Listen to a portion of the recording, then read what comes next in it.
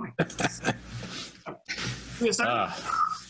We are ready to go. And I'm gonna hop out of here, and then we're gonna get ready to mix some cocktails. And I'm gonna head out. Take it away, Sammy. Hope everyone is ready for the most delicious drink you will ever have until next week. Well said, brother. What's going on, guys? Good evening. Thank you so much for joining us. First off, obviously, I'm in a different location. This is not my home. This is the cabin that belongs to my uncles-in-law. And I think with all the wood paneling and the length of my hair, I decided to go full Ron Burgundy. I feel like this is just who I am now. I'm wearing the nice full pressed suit. I had to iron. Okay, I had to iron in a new home. Do you know how terrifying it is to iron clothing in a new home? Like when you go to a hotel. I don't know if this is. I'm playing to a very small crowd here, but it's terrifying stuff. The reason why I'm wearing a suit, besides just making fun of myself, it goes twofold. You know, if you've ever been to a really nice restaurant, and not just any nice restaurant, but a restaurant like, say, in New York City, 3 Michelin stars. It's not uncommon for industry folks to, after they've had dinner with them, to be asked if they want to take the full tour, which is really fun. And we get to see, the whole stand downstairs, maybe the wine cellar if they have one, and then you go into the kitchen. And if you go into the kitchenette per se, first thing you notice, without a doubt, even before they open the door, is the lack of din. If you've ever worked in restaurants, you'll know that fine dining is very soft and approachable and clean and quiet and measured in the living room. In the kitchen, it's usually a goddamn nightmare. But at per se, the floors in the kitchen are carpeted, which is absolutely insane. Why would you put a carpet in the one room where it is most likely for things to fall on the ground and stain it? Because things do not fall on the ground at per se. That's how good they are. It's the same reason why chefs traditionally wear white coats. It's because he or she wants to show you that they work very clean in a messy job. Similar to that, just like when I was making a daiquiri last week with a two-piece little vest and a white shirt, because no matter how warm the climate is you're in, a daiquiri is always made for you with some dude wearing a bow tie and a suit. I think the measure of a great bartender is that they can make you a drink like a Sazerac using probably one of the most permanent dyes known to mankind in Peychaud Bitters and not get a single drop on them. I'm always super interested in bartenders that have been doing it for 40 years and always wear suits to work. I absolutely love it. And it shows how deliberate they are with their movement. And this is a drink that is very near and dear to my heart. It's a drink that I honestly, for which there is no equal. It's my favorite drink. It is absolutely it's a time capsule of American history as well. New Orleans actually just made the Sazerac its official cocktail in 2008. And this is important to note because most state official drinks suck. Washington, D.C. has the Ricky, which is a drink for those who find gin and tonics to be too exotic. Boston has the Ward 8, which has only ever been made by accident. It's just it reads like a whiskey sour made in Mad Libs. Nightmare. Now, Puerto Rico has a pina colada, which when made properly is absolutely dope. Unfortunately, Puerto Rico is not. It's not really a state. So right now, I'm going to give the nod to New Orleans for being absolutely incredible. Side note, of the 30 states that have official state beverages, 20 of them are milk. One of them is coffee milk. We got work to do, guys. Come on. What are you doing? Talk to your senators. I know there's a lot going on in politics right now. Talk to your representatives. Tell them, can we get some alcohol as the official drink? Are we done pandering to the dairy, the deep dairy unions? What's going on here? Anyways, rant over. That's as political as we'll get today. The Sazerac is a perfect cocktail. It is the best riff, objectively, on the old-fashioned cocktail, and is my favorite drink on earth when made with Armagnac. A friend of mine named Chuck Taggart, who runs a blog and is a NOLA native, he says that, quote, hurricanes are for tourists. Sazeracs are for natives. I'm going to teach you all how to drink Sazerac properly. But to understand how to make the Sazerac, you have to know how it's evolved over time. It's changed a lot over the years. It's a really fun drink to get to know over the decades. And you can trace the evolution of the Sazerac solely by the involvement of the absinthe that goes into it. And before we get into exactly what absinthe is, I'm a huge fan of Hemingway. And I have a lovely excerpt here, as I'm wont to do, about absinthe. This comes from his lovely novel, For Whom the Bell Tolls. This excerpt is called Real Absinthe. Quote, Robert Jordan pushed the cup toward him. It was a milky yellow now with the water, and he hoped the gypsy would not take more than a swallow. There was very little left, and 1 cup of it took place of the evening papers, of all the old evenings in cafes, of all the chestnut trees that would be in bloom now this month, of the great slow horses of the outer boulevards, of bookshops, kiosks, and of galleries, of the Parc Montsouris, of the Stade Buffalo, and the Buttes Chaumont, of the Guarantee Trust Company, and the Ile de la Cité, of Foyot's old hotel, and of being able to read and relax in the evening, all the things he had enjoyed and forgotten that came back to him when he tasted that opaque, bitter, tongue-numbing, brain-warming, stomach-warming, idea-changing liquid alchemy. The gypsy made a face and handed the cup back. It smells of anise, but it is bitter as gall, he said. It's better to be sick than to have this medicine. That's the wormwood, Robert Jordan told him. In this, the real absinthe, there is wormwood. It's not supposed to be tasty. It's supposed to rot your brain. But I don't believe it. It only changes the ideas. You should pour water into it very slowly, a few drops at a time. I poured it into the water. What are you saying? Pablo asked angrily, feeling the mockery. Explain the medicine, Robert Jordan told him and grinned. I bought it in Madrid. It was the last bottle, and it's lasted me 3 weeks. I took a big swallow of it, and he felt it coasting over his tongue in delicate anesthesia. He looked at Pablo and grinned again. How's business? End quote. Hemingway. I think there were 25 commas in that one sentence, but he's a genius and I'm not. Absinthe is something that has this reputation for being absolutely devastating to the mental capacity of anyone who drinks it. And this is well, you know, it's warranted, I suppose, if you look at all the most successful artists of the 19th century. They all loved it. All the surrealists, the naturalists. You have a lot of folks that drank the stuff morning, noon, and night. And people started to question whether it was actually hallucinogenic. It wasn't just booze, but the wormwood contains a chemical called thujaune. And this thujaune was supposed to make people go mad. We'll talk about more of that later, but I promise you will not go crazy when you drink this drink, specifically because of the wormwood. You'll go crazy because it's delicious. Now, now we've talked about, absinthe, let's talk about the other crucial ingredient, the ingredient that you literally should not be making this drink at home if you do not have it. Just watch, listen, make it tomorrow. It's going to be okay. If you do not have Peychaud Bitters, just leave home. Go now. Go get a bottle. It's easy to find, I promise you. This is the work of one Antoine Peychaud. In 1841, Peychaud opened an apothecary in New Orleans, which is actually, sadly now, is a gun shop. Bummer, but at least you can buy guns, which is cool.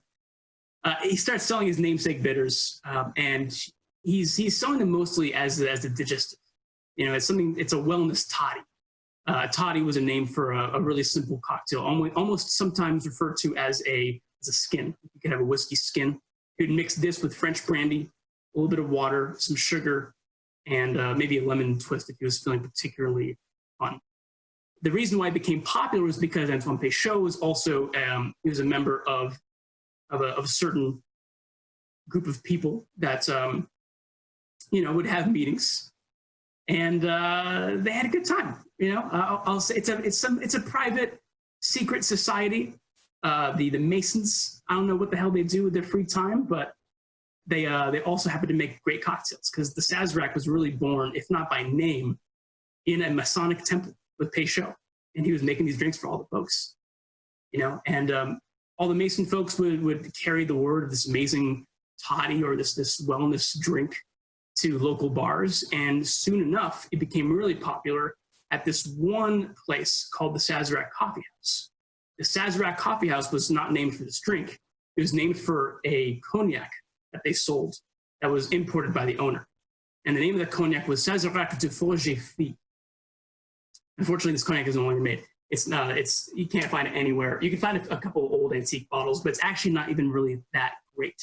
What was great was the name, and the cocktail started to be made in some version thereof at the coffee house named Sazerac, and that's why the name kind of stuck.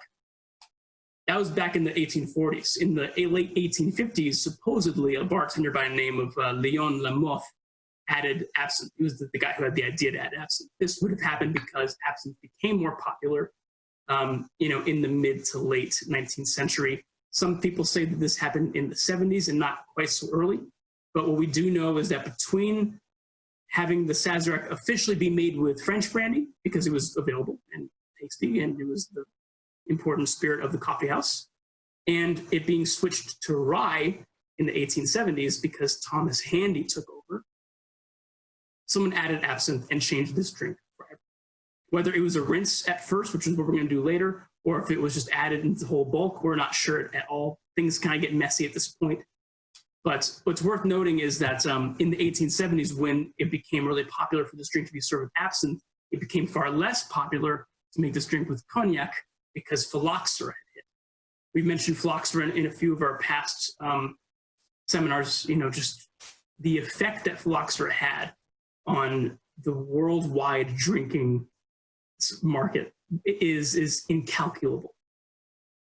Phylloxera was this pest that attacked grapefruit, and would actually it ruined all the stock of all French wine. And when I'm just talking about French wine, we're talking about French brandies that relied on grapes, right? So no one could drink French stuff. It's actually why single malt Scotch became more and more popular among the aristocracies, because they wanted to have a fancy drink to drink. Cognac and Armagnac were no longer available, so they started drinking whiskey. The same thing happened in America, but Thomas Handy knew that the local palate was starting to get more interested in rye whiskey, which is really starting to ramp up at this point in history. Right? So now we're great. We got a drink that is rye whiskey, sugar, absinthe, and the Peychaud bitters. Maybe a lemon twist if you got it. Citrus is hard to come by. And this all comes to a crashing halt in 1912 because absinthe is banned due to this Thujaune. The reason why absinthe is banned due to Thujaune is because one doctor, one particular dude, started doing experiments with wormwood extracts. He fed a bunch of wormwood. How much you say? Oh, an entire liter of wormwood to a rat, and the rat mysteriously died. Oh my God, how could that have happened? You fed a liter of anything to a rat. How could that have happened? And then, just to make sure that his point was very clear, he had a really perfect scientific strategy here. He fed a few drops of this wormwood solution to a dog, and the dog just started barking crazily at a brick wall for an hour and a half. And he thought, well, clearly there's no reason why a dog should bark at a wall other than the fact that he has gone mad because of this wormwood and the Thujaune therein. Nobel medal, please give me some cool stuff. This is right in the beginning of like the temperance movement. 1912, it wasn't that hard to convince people that absinthe was going crazy. The reason people were going crazy and killing their wives and drawing amazing arts and committing suicide was not because of the Thujaune. It's because they were drinking 3 bottles of absinthe in a sitting and not eating food and not sleeping. And mostly the drinking part. Please do not drink your absinthe in one sitting. It's not a good idea. Because of the absence of absinthe, Absinthe is invented in 1934. This is specific to New Orleans. And Absinthe, if you can find it, it's still available today. It's a lower proof version. It's herbal liqueur that doesn't have wormwood, which is a bitter agent that without which I just don't find as much depth of flavor, frankly. But it was the best thing we had. It was either that or you could use Pernod. Pernod makes an absinthe, but this is just a regular Pernod anisette. This is also, it's a bit too sweet for the drink. If you add this to your drink, you're making it too sweet in addition to the sugar you're using. Absinthe is supposed to be like 60% alcohol. And it's that kind of strength that really sings throughout this drink. Thankfully, in 2007, America and the FDA come to their senses and legalize absinthe again. Although they have a codified cap at Peychaud volume, it's 10 milligrams per liter.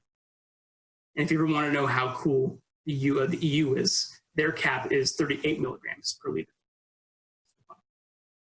As soon as you can imagine, as soon as 2007 rolls around and absinthe no longer has to be smuggled into the country, but can actually be bought and stored in bars without being hidden underneath the table, people start going back, flocking to the Sazerac, giving it new life. And one of the more notable sort of innovations that happens to the Sazerac at this point in the modern day is starting to use split base builds. Split base is referring to taking a cocktail that usually calls for one spirit and using two. So instead of using cognac in this drink or using rye in this drink, they use equal parts of both. No, that does not mean for people that are excited that you use 2 ounces of both. It means you use 1 ounce of both. You're just making the same volume of drink.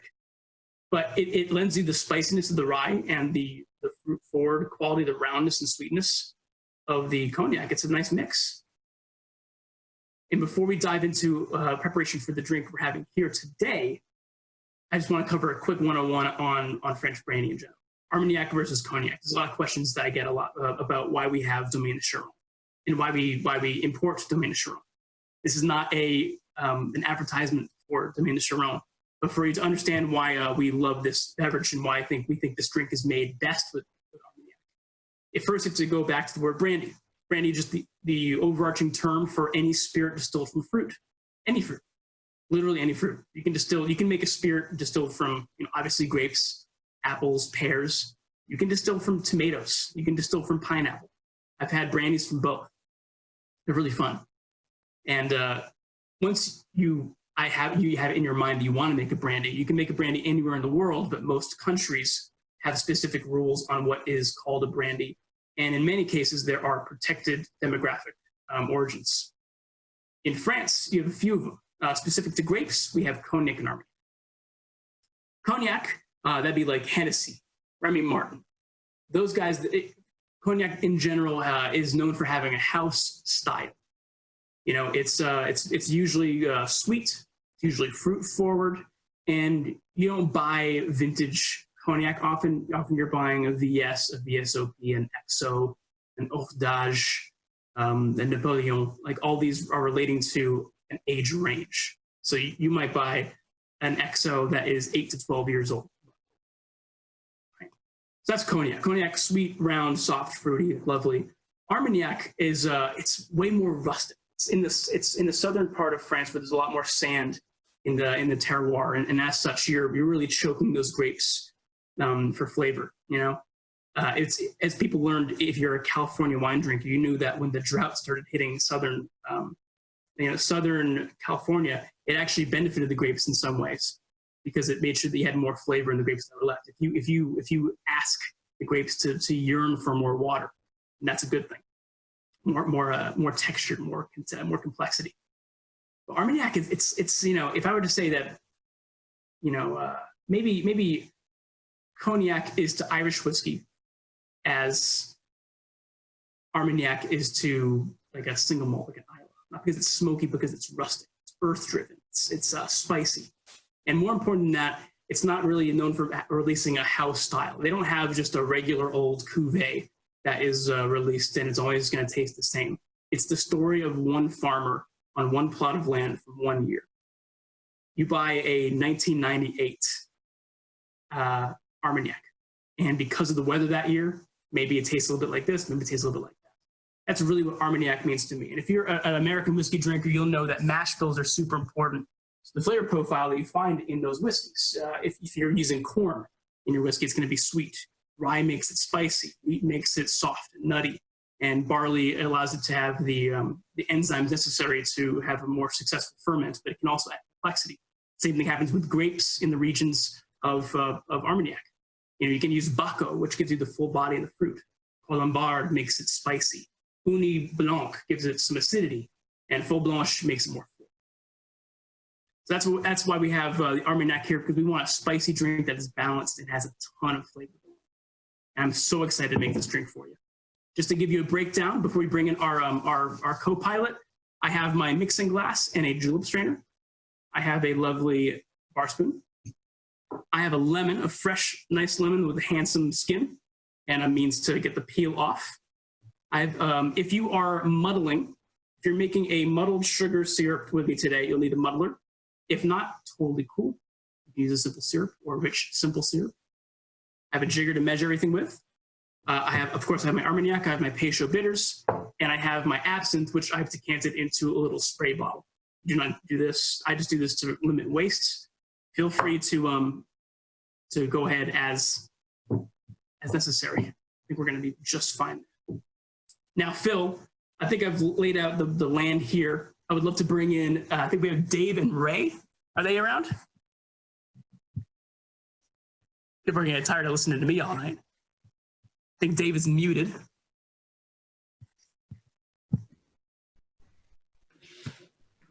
Hey guys, what's going on? Hi. Hi, guys. Thanks for joining us. Have you had a Sazerac before? My favorite. You guys are professionals then. This is old. We've never made them, though. Well, this is kind of the fun thing about having these tastings is that we're all kind of craving the human contact of going to a bar and having our elbows on the table and learning something. But we can at least make the drinks that we look forward to. It takes a bit of the sting out. Right? After all, I mean, Armagnac, if you're not going to drink the Armagnac, it's a great analgesic. We're looking forward to it. Now, do you have all the tools here in front of you? We do. Absolutely. Excellent. Are you muddling your sugar or using a simple syrup? We made a simple syrup earlier this afternoon. Perfect. Then I'm going to start making the my little muddled sugar situation for folks at home that have muddlers. And for folks that do not, then you're the lucky ones because it's going to be a lot easier for you. The reason why you would muddle sugar instead of just using a syrup is that in most cases, you are you're heating up your sugar and your water when you're making that syrup at home. And as such, you're converting the sugars, not just from sucrose, but you have fructose and glucose. And those sugars, that when they are expelled, they just feels sweeter. Such that if you had like a cold simple syrup and one that you heated, the heated one will just taste inherently sweeter, chemically speaking. I'm not a chemist, but I am an alcoholic, so I do know some things about it. I have equal parts 1 teaspoon of sugar. I'm using just regular old cane sugar, not Domino white packet stuff, but something that's not too dark. And I'm using and 1 teaspoon of water. So teaspoon sugar, teaspoon water. I'm also then going to add my bitters at this point. And Dave and Ray, you can add your simple syrup. You can either use a teaspoon or up to 1/4 ounce, depending on how sweet you like your drinks.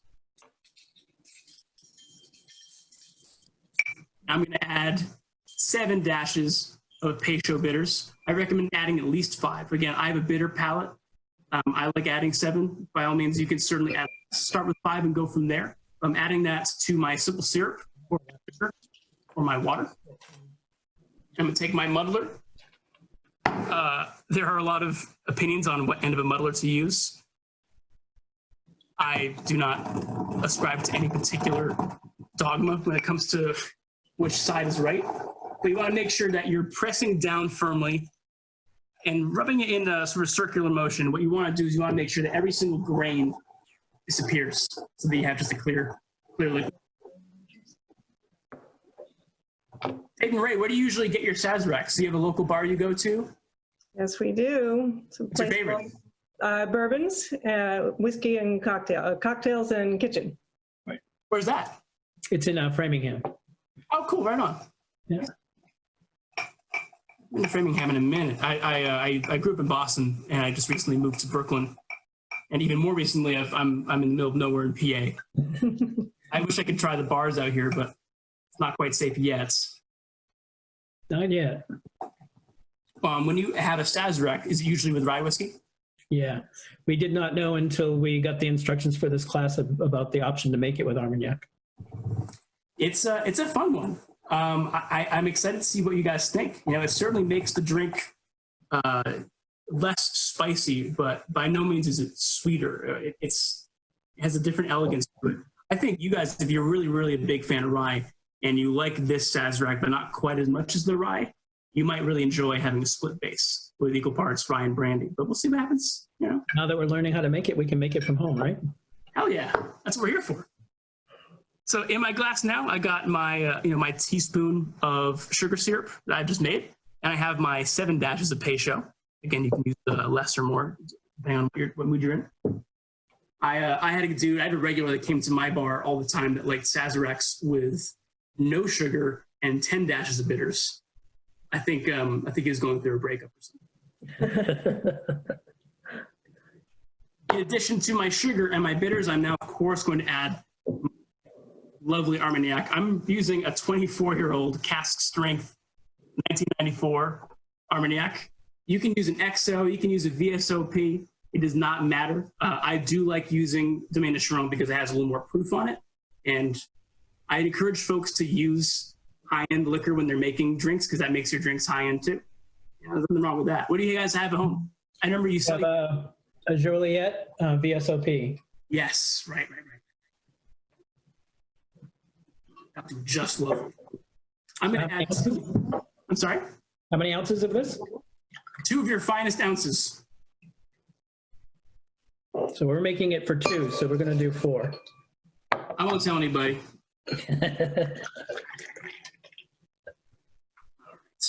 For those that work with raw sugar at the beginning, you know, before you look for your ice, just make sure that there's no, rogue grains, undiluted sugar in here. Because as soon as we put this, as soon as we put ice in this drink, the timer's on us, right? We know that this drink is going to die. We got to make sure that we have it chilled and that we have it diluted properly and that we have our glassware ready. So what I'm going to do is I'm actually going to grab my my frozen glass first, and then I'm going to rinse it with absinthe. And the reason why it's important to chill your glass is that if you do not chill your glass, the absinthe will not stick to the walls. I don't want to pool the absinthe at the bottom of my drink. I want it to be clinging to the wall so that I can enjoy the aroma as I sip it. We mistakenly took ours out of the freezer when the show started. Oh no, that's fine. I'm sure it'll be cold. Is it cool at least? It's cool, Yes. yeah. Cool. We can do cool. Got some ice cubes in it. If it's a frozen glass, it'll be even better. Try it out.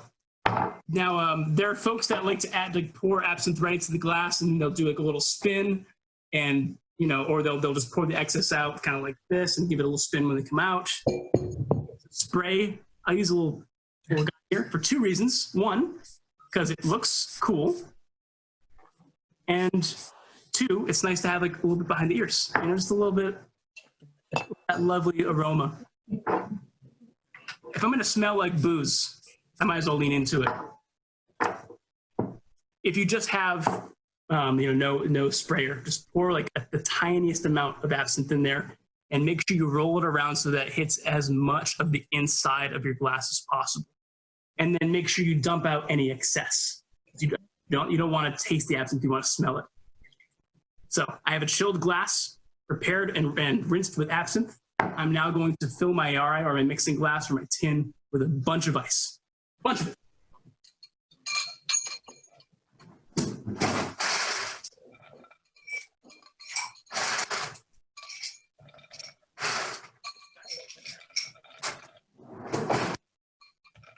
Always use more ice than you guys need. And I give it a quick stir here. I love this drink. It is a very boozy drink.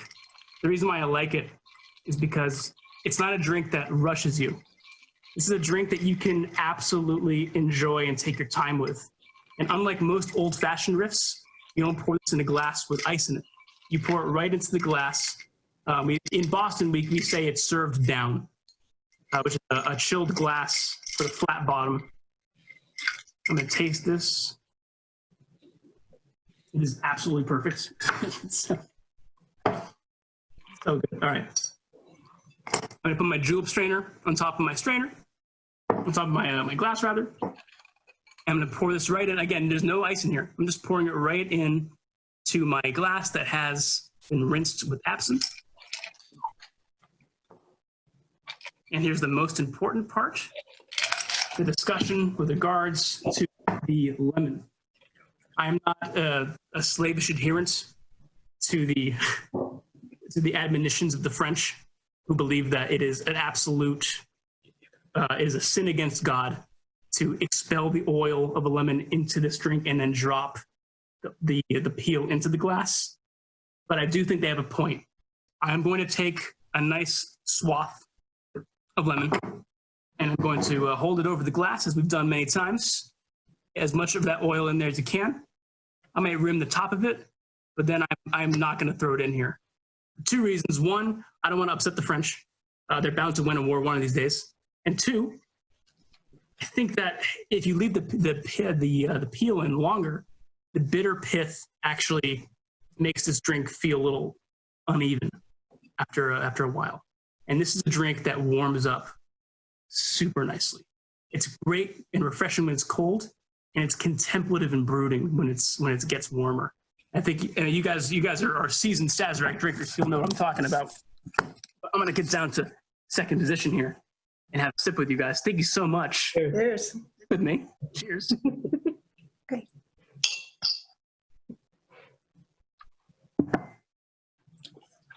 That's good. What do you think? How's that rival the ones you've had out? I like this one better. I think I might try the half and half. Right on. Excellent. If anything, it gives you the breakdown of the technique behind it. I think you'll enjoy it even more if you freeze the glass. Try it with equal parts rye and Armagnac, cognac. You'll really, really enjoy it. This is such a fun drink to spend an hour on. I might not last that long, and there's no judgment here, believe me, but I'm excited about it. What do you, when you're not drinking Sazeracs, what do you usually drink? We're whiskey drinkers, primarily bourbon. Mm-hmm. So bourbon drinks or just bourbon. Manhattans. Yeah. Sure, yeah, absolutely. Do you make your Manhattans with rye or with bourbon? Bourbon, typically. Yeah. Now, I think, in a way, maybe the better analogy would have been that cognac is bourbon and Armagnac is rye whiskey. And that they're both in the same country, and, rye is spicier, Armagnac is spicier. If you try half and half, let us know. I'm curious. Yeah, we will. We'll definitely try it. Thank you guys for being my co-pilots. I'm glad. Thanks for having us. It was fun. Absolutely. We enjoy the class. I'm sorry? We enjoy the classes. Thank you, man. That means a lot. Yeah, I'm just happy to share the gospel of drink with as many fine folks such as yourself. I've seen you with the drink, but I want to make sure that everyone else watching can take a picture of the drink and send it to us. We always love seeing the pictures, and we're going to put them up on the website. Do you guys have any questions before I close it up and open it up to the rest of the folks? I think this time we were paying closer attention because we're on the spot. I hope I didn't bore you this too long. No. Always fascinating. Thank you. It's a drink that has a ton of history, and it's a drink that it makes me feel like I'm a part of history when I drink it. And I think about how unlikely it is to have survived at all after all the ups and downs it went through. Again, like any other cocktail I've made in this class, this is my preferred version, my preferred style, my preferred brand, of course. But take it from here. If it's a little too sweet for you, cut back on it. A little too bitter for you, cut back on the bitters. If you found that the cognac was a little too distracting, you're missing some spice of the rye, throw some rye in there. But try it at half and half first. And outside of that, if anyone has any follow-up questions that come to them later, email me. I want to thank everybody for coming. Of course, Dave and Ray, you guys are at the top of the list. It was absolutely lovely to have you on. I hope you're excited for next week's class. Next week's class is going to be a doozy. Have you all ever had a Ramos Gin Fizz? No. That's going to be a hell of a ride. I cannot wait to see what you guys say about that one. Thank you, everybody. Please share, what we're doing with your cocktail curious friends and family. We love sharing the gospel as much as we can. We love growing. We're gonna have a few interviews coming up on our Facebook page soon. If anyone's ever interested in private cocktail classes, we always offer that as a service. And otherwise, it means a lot to have you guys all here. Always. Thank you guys. Phil, come back. You can come back. It's okay. It's all right. It's safe. What? Oh. Did you make the drink okay? Did you survive? Or are you still drinking your stuff? I'm still drinking the Armagnac. Actually, there's nothing left in the glass. I just like smelling it. Too much work. Who's gonna do all that? Do we have any questions down the meter I should address right away, or what do you think? Oh yeah, I'm sure there must be some curious folks out there. I feel like I should ask to clarify when it comes to absinthe. Why absinthe? Why not herbsate as much as why definitely not anisette or pastis? Yeah, I mean, again, the reason why you wouldn't use an anisette or a pastis is because of the lack of proof and the abundance of sugar. The abundance of sugar makes the drink unbalanced, and the lack of proof sort of washes away the aroma too quickly. Do you want to have it's like, the difference between Old Overholt, the regular 80 proof, and the Old Overholt bonded. It lingers in your glass. It has more of an aroma. It gives you more control over how you want to experience the flavor. The same can be said for Absinthe as well. The lack of the bittering agent in the wormwood makes it less concentrated. It gives it less it has less of a je ne sais quoi, just less buzz. But the most important thing is, if you can't find absinthe, use Absinthe. That's fine. If you can't find Absinthe, use Pernod. It's fine. No one's gonna make you. You're not gonna get in trouble. My parents were on the last class on Tuesday, and they were asking if we could use green chartreuse, which is another French high-proof herbaceous liqueur, but I think it's not quite the right aroma. You want the absinthe anisette flavor. You want the star anise. You want the anise flavor. But if you are going to use an anisette, I would suggest that you cut back on the sugar you're using in the drink. If you're using a teaspoon, use a little bit less. Now, what if I have like a plastic half gallon of like Genepi or chartreuse sitting in my cabinet? I just answered this question for Demi on Tuesday. Genepi is it's an Alpine liqueur. Just like if you go to Italy, anywhere in southern Italy, every restaurant has their own house amaro, their own bitter liqueur. Every family makes some bitter brown herbaceous thing. Up in the Alps, they make Genepi, and it's a fun replacement for green chartreuse or yellow chartreuse in a drink, like in a Last Word or in a Champs-Élysées. Those are cool drinks. Again, you have a lower proof. My favorite way to drink Genepi is actually just 2 ounces of Genepi, 3 ounces of boiling water in a preheated mug with a dash of bitters and a lemon twist, like a toddy. It's a really nice way to end a meal. You get to have like a super herbaceous, warm, kind of fun thing. Yeah. Genepi, it's a fun thing. It's too sweet to drink neat, though, in my opinion. Yeah.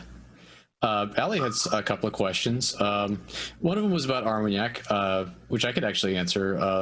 And I don't know if you've had the Marie Defoe, but that was one of my first Armagnacs that I ever had, and it's fantastic. It's just a little bit lighter in character, a little bit more floral. What are your thoughts, Sammy? Yeah, it's a flawless Armagnac. I'm gonna drink an Armagnac. I'll drink an average Armagnac over an average cognac any day, just because I do like the spice and the dirt and the range of flavors you get in Armagnac compared to its sweeter cousin. But this one in particular, Marie Defoe, it's well made. I like a little more proof, but I wouldn't necessarily make cocktails with it. I would just drink, maybe not the Sazerac with it. I would make a cocktail that does not rely on a higher proof like the Sazerac does. Like, I think that'd be great in a drier version of a sidecar. I think the Marie Defoe would be really nice. Again, in a Champs-Élysées, which is yellow chartreuse, cognac, lemon juice, a little bit simple. That's a fun drink. As long as you're drinking Armagnac, you're doing a good thing. You're halfway there. You're drinking like the mezcal is to tequila. You're drinking really, really fun, handmade spirits made with care. Oh, and the other question was favorite bar to get a Sazerac in Boston, which I also got the question from Andy as well. If only Sazeracs were good as a to-go cocktail. They just aren't. And I know that Massachusetts hasn't totally figured out how to make to-go cocktails work, which I can say it's a shame, because I think it's really important legislation. If you know anybody, if you haven't made a phone call, please do it. It does help bars and restaurants stay afloat right now. But once things do open up again and you feel safe going into a bar, I don't think you can do much better than Number 9 Park, Hawthorne, drink Fort Point, obviously. If you're outside the Boston area proper, I do love, I love Ran out in Szechuan Garden number 2. He has a place in Brookline called Blossom Bar, which is more of a tiki sort of like South American sort of hybrid cocktail program, but they're so talented out there, they can make any damn drink you throw at them. There's a lot of great cocktail bars around. If you have any specific questions in Boston or a particular neighborhood, I'm happy to point in the right direction. Like Parmesan is a great place to order Sazerac, not because you're supposed to have a Sazerac there. You go there for crudo and for amazing pasta and for a nice view on Harrison Ave. And then you go to the tiki place across the street at Shore Leave. But if you wanted to have a Sazerac, the bartenders there are all fantastic. So it's more about who is making my drink than where am I getting. And you are starting to see a little bit more outside seating in certain places around Boston. So if any of those places start setting up tables outside, go over there, give yourself a Sazerac. Let's see. There's a good Sazerac at Rochambeau. I have not been there. I cannot speak to the quality of the Sazerac, but I take your word for it. I mean, you guard your Sazerac bartenders like their family, because once you have a bad one, you realize what you're missing out on, you know. And Tyra. Oh, sorry. Go ahead. Yeah, this guy just wanted me to repeat the Genevieve drink recipe. It was it's Genepi, and I just have it in a toddy. Thank you, Phil. Yeah, it's 2 parts of Genepi, 3 parts boiling water in a mug, dash of bitters, lemon twist. You can change the ratio depending on how boozy you want to be at the end of the night, but it's a sweet drink. It's not something meant to be consumed by itself, in my own opinion. Did you have another question, Phil? There was one from Tyrone. Basically saying, with wine there are good years and bad years, and is there anything like that with Armagnac? And I would add, like, what are the criteria that makes it a good year versus a bad year? Yeah, so if for the Scotch people in the room, you'll know that terroir is sort of a dicey subject when it comes to distilled spirits in general. And guys like Serge Valentin on whiskeyfund.com like to talk about how 1976 was a great year for Ardbeg, and the early 90s were fantastic in Kleinlich. And these are all like, when you're distilling spirits, you're not talking about the seasonality of the raw materials. You're not saying that 1976 was a great year for barley, and therefore the Ardbeg they're making was great. It just might have been some weird confluence of circumstances that led to a really incredible distillate that was aged in the right casks and pulled at the right time. Terroir is a tricky thing to measure in distilled spirits, and I would not say that there was a, quote, good year for Armagnac total, because everyone is running such a different program. Even if a 10-minute hailstorm were to hit, which is very unlikely in southern France, more likely in like Loire. If you have a 10-minute hailstorm in the Loire Valley, you might lose your entire crop and not make any money. Thankfully, there is some subsidizing of French imports by the government to make sure that they don't sink immediately. But there's no bad year, good year for Armagnac. There's only good and bad producers. People that know how to make their spirits, people that don't add sugar, they don't add boisé, they don't add oak chip infusions to make their things look darker. They don't underproof all their spirits by adding a ton of water. There are a lot of things that can go wrong with respect to bottling at Armagnac that happen way after the weather of that year. But the variations that come in, the reason why I like Armagnac and why I like the vintages is because all the other variables are apparent, like the oak casks. No two casks are the same. They never are. And in Armagnac, they only distill their spirit once. Cognac distills twice. Single malt Scotch distilled twice.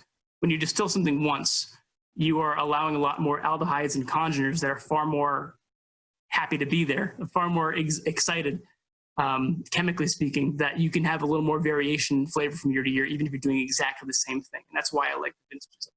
It's the romantic in me. There was another question. It's a great song. What else can you make? Yeah, what else can you make with absinthe? What else can you do with absinthe? All right, that's a good question. Yeah. There was a recipe that you mentioned last week with sweet vermouth and fernet. Yes, the L'Appetizer Italien. That's two. Can you type that one out? Because I got it. 2 OZ sweet. I like. Well, I've got the recipe, but the name itself. Oh! Got you. Appetizer Italian. Oh man, my Italian is not great. Appetizer Italian. L'Appetizer Italian. Okay. Yeah, exactly. That's what it is. It's delicious. It's great. If you really like absinthe quite a bit, I would suggest also an absinthe frappe is really lovely. Which is if you just take a bunch of ice at home and you just crush a bunch of ice, like you're making a swizzle. It's almost like an absinthe swizzle. If you look up absinthe frappe, that's usually the second drink that anyone brings up when they're talking about absinthe. Kevin knows what I'm talking about. What's up, brother? The frappe is it's an underappreciated drink and one that you can certainly take your time on, and you'll be a different person after having consumed it. And for better or for worse. The classic way. So yeah, sorry, Phil. Can you think of any other drinks out there that would require a rinse or just a spritz of absinthe, like in the Sazerac? Because it's an interesting concept. It is an interesting concept. I know a lot of modern classics that call for it. A lot of folks that in the past 10 years have adopted this technique. But the only classic drink I know of, i.e., pre-1980 cocktail that's made in a rinsed glass, is the Sazerac. There are not many else like it. Do you have off the top of your head, Phil? Because no, that are rinsed with are rinsed or sprayed with Islay Scotch, like the penicillin is a rinse the glass, or more commonly you spray the top with an Islay single malt to get not the flavor of smoky whiskey, but just the aroma. And that's what we're talking about when you're spraying or rinsing. You're usually using an overpowering ingredient. So think green chartreuse, think mezcal, think Islay Scotch, think absinthe. You rinse this in the glass because you want the aroma to add to the flavor profile of the drink you've made without tossing the whole balance of the drink into confusion. Peychaud? Benedictine is certainly a full-bodied liqueur, but at 40% alcohol and mostly sugary, I wouldn't necessarily rinse a glass with Benny. Allspice Jam is a good example, though. Allspice Jam is super concentrated. I would fear that if you rinse the glass in Allspice Jam, you wouldn't be able to taste right for a week. I don't use any more than a quarter ounce of Allspice Jam in any drink, really.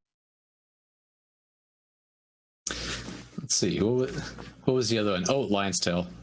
Yeah, that's a good one. That's a good call, Kev. Yeah, you're rinsing it instead of adding it in the bottom there. It probably doesn't need as much Allspice Jam as it calls for. The Lion's Tail is a great bourbon whiskey sour take that is very autumnal. It uses Allspice Jam, also known as pimento jam or pimento liqueur, wherever you are. It tastes like Christmas. It's absolutely lovely, but it can be overwhelming if you're using too much of it. The absinthe fountains that people are talking about, it's about the addition of water. You might have heard it briefly in the quote that I mentioned from the Bell Tolls.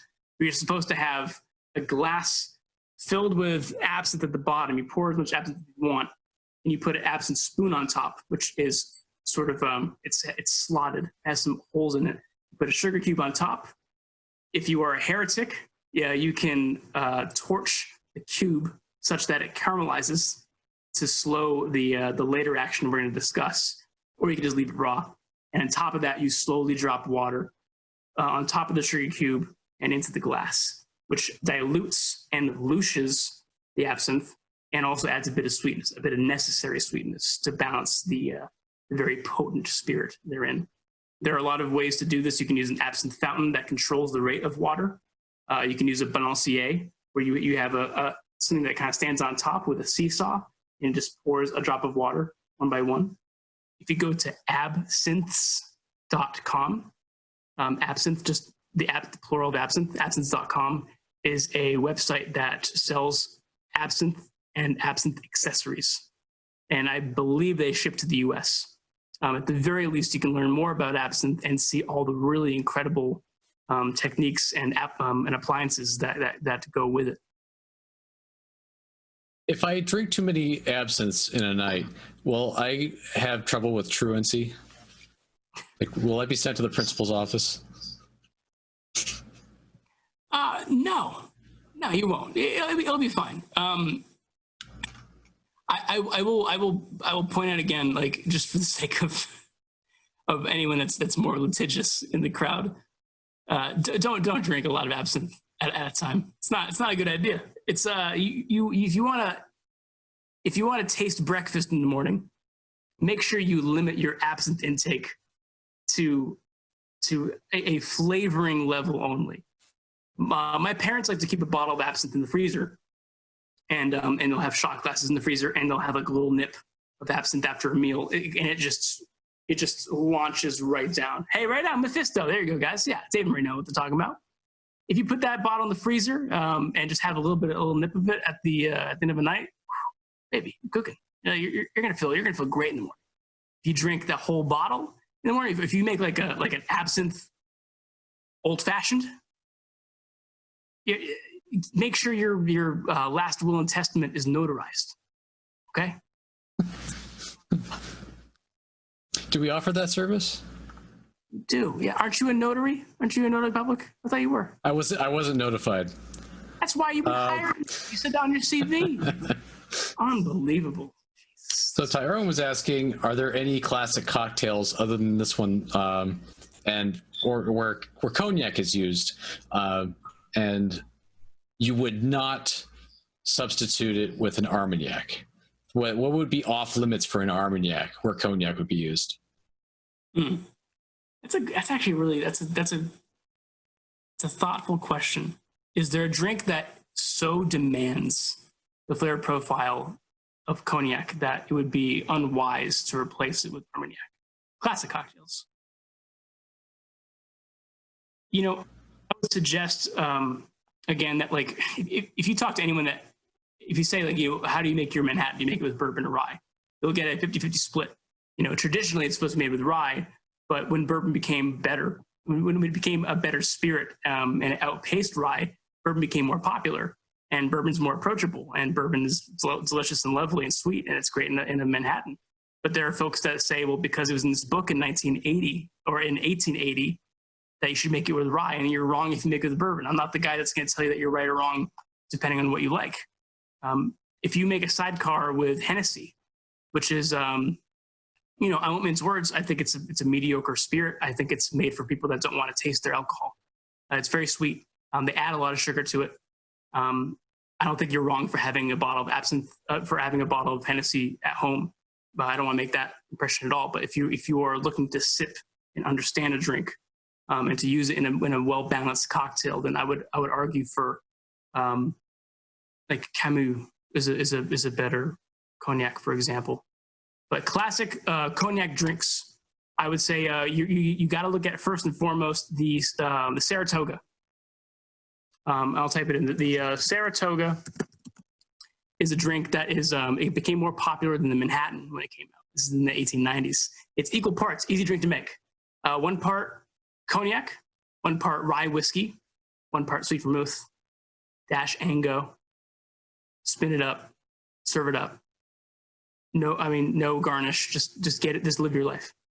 You're basically, and if for those that listen to me, which is precious few of you, I imagine still, basically you're making a split base Manhattan.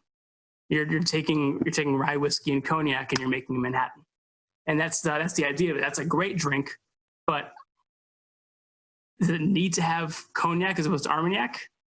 No, and in fact, I'd say that's probably improved with having Armagnac. And in fact, the more that I've chewed over it, I can't think of a drink that demands cognac with such authority that it could not be replaced with Armagnac if that was your preference. If you have a sweeter palate, and there's nothing wrong with that at all. I know that I say that I'm dry and I'm bitter and I like things to be subdued in terms of sweetness. Sweetness is a super important part of any cocktail. And if you have a basic bitch palate and you just love Mai Tais with an ounce and a half of orgeat, then baby, you're family. Please do not think that I think any less of you. Make sweet drinks. The best man at my wedding can't drink whiskey neat. Can't do it. I have to make him the sweetest drink known to man, and I love him for it. I just want to make sure that if you know that you are a sweet person, stick to cognac in these drinks, like the Champs-Élysées. Another great drink that's based on New Orleans flavors is the Vieux Carré. Vieux Carré, it'll sound very familiar to the Saratoga. It's 1 ounce of rye whiskey, 1 ounce of sweet vermouth, a bar spoon of Benedictine, and a dash of Peychaud and a dash of Ango. It's basically a Saratoga with a little extra kick, right? So keep that in mind. I reject the premise of the question. I think you can use Armagnac in any classic cognac drink. And the reason why, if you read a recipe and it says cognac, and you think, oh shit, I can't make this drink because I only have Armagnac at home, it's because cognac, regionally speaking, was really close to a port city. It had a port city, it was right on the ocean, and it was easy to disseminate cognac to the drinking world. Armagnac is a little more set inland and doesn't have like a natural port city in the region to get things outside of anywhere besides France. So people learned about Armagnac way later than cognac. Cognac was commercially successful by virtue of its topographical presence. So if you see cognac in a recipe in anywhere from 1870 through, 1950, you can use Armagnac. It's fine.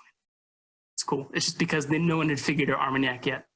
And the exports are about 10 to 1, by the way, in favor of cognac. So, have any other questions, Phil, or what are we doing? I'm checking, and I haven't seen any more questions coming up. So I feel like we have taught everyone well. There's Everyone's been no taught. Curiosity left. Everybody is well educated. Excellent. Speaking of education, what do you think about the Saratoga? Is it good for Greek college parties? Yeah, what'd you drink in college, guys? Come on, what are you talking about? I was The Sarah Pants? No, the Saratoga party. Yeah. You need to go home, Phil. I don't know if you are home, but you can get out of here, man. You're not. I'm going to leave the house and then I'm going to go back home. Cut the feed and then go home. That's the job. Dave, I don't know if you guys are unmuted. Please tell Phil to cut the feed. Phil, cut the feed. Cut the feed, Phil. Feed, Phil. What are you doing? Phil, If you must insist. Feed. Love you guys. Come on, man. Cut the feed.